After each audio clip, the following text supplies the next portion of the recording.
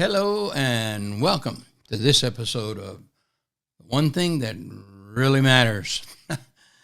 So what really matters in life? Job, family, music, politics, religion, sports, current events. Well, I'll admit that all of these things take up space in our life. But I believe there's one thing, only one thing that really matters. And that's what we'll talk about in this video cast. The one thing that really matters. Now, we may throw in conversations about all of those other things as well, but at the end of it all, we'll try and discover how every topic we discuss fits within the one thing that really matters. Or does it? But first, a little about me and how I came to think the way I do. Today's topic, my opinion about my opinion, part one. Like most of you, I'm sure, I have opinions about a lot of stuff, and like most of you, there's a reason why I believe the things I believe and how my opinion about that stuff was formed. My opinion about the one thing that really matters is no exception. I'm pretty sure the development of my opinion about the one thing that really matters started at birth. A little history. I was born at home in the country by a midwife with the help of my older sisters. And the closest thing to hospital was more than 10 miles away. So 10 miles doesn't seem like it's very far now, but when I was born, it did. There was no way to get around except by horse and buggy. That makes me old, I guess. Going to the hospital was out of the question, so I entered this world right here at home. Well, to hear their opinion, my birth was not as glorious as one might think. In fact, they said that it was a bit messy. I was born with whooping cough and red measles. I was frothing at the mouth like a rabid dog, and I was premature enough to not have a chance of living. Well, the way I heard it, thinking I would not live until he got there, my mother asked one of the neighbors to go fetch my dad from his job and tell him that if he wanted to see his son while he was still alive, he'd better come running. Well, when my dad came into the house and saw me all but dead, still frothing at the mouth, I'm told, with a high fever and coughing, he turned around and went out into the front yard, fell down on his knees in the dirt, and began to cry out to God to save his son. I'm told that he begged and he pleaded and he offered deals. Well, eventually he must have offered God a deal that God couldn't refuse. What was the deal? Daddy offered to give his life over to God if he would keep me from dying. Now, there's a deal that personally I can live with. But that's only the first half of the deal. You see, Daddy also promised God that should I live, I would no longer belong to him. I would belong to God.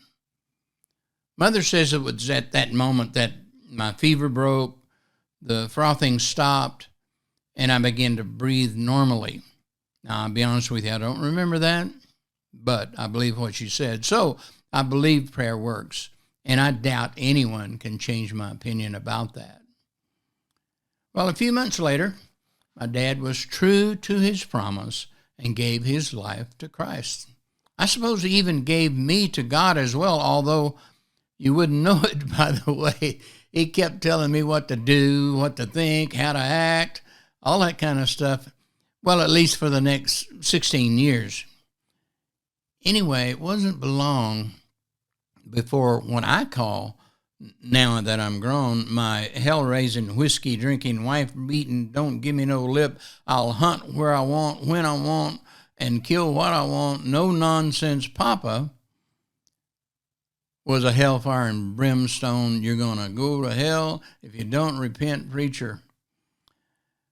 He didn't mince words, and he didn't cut you any slack, and you either were saved or you weren't, and if you were not, you were going to get the whole Bible thrown at you in that service.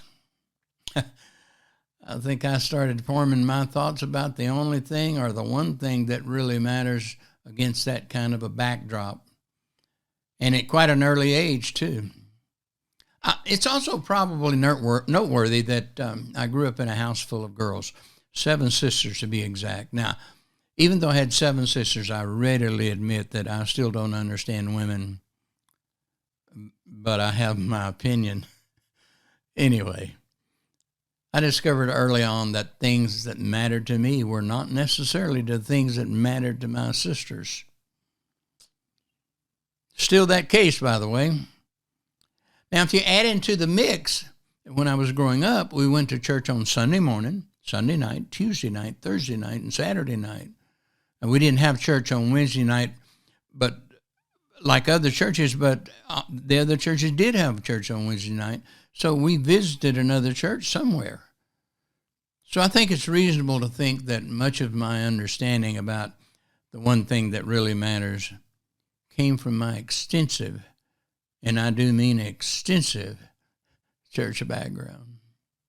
Fast forward.